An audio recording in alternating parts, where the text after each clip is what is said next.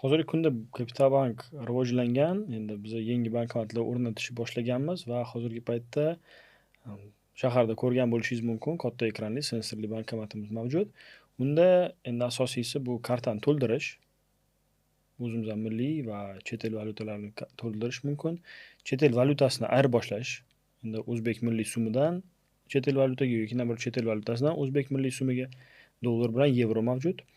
Hozirgi yangi bo'lgan funksiyamiz bu yuridik shaxslarning hisob raqamini to'ldirish banknot orqali. Aynan siz yuridik shaxs bo'lib, pulni bankka topshirmoqchi bo'lgan paytingizda bank ishlamasligi mumkin, lekin siz banknot oldiga borasiz, pulingizni solasiz, shu tizga o'sha paytda tushadi va xohlagan narsangizni to'ldirasiz.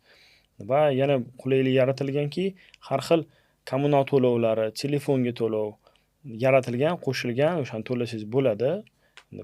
Kartani parolni o'zgartirish, SMS xabarnoma yoqish, kartani istoriyasini bilish, juda ko'p qulaylik yaratilgan.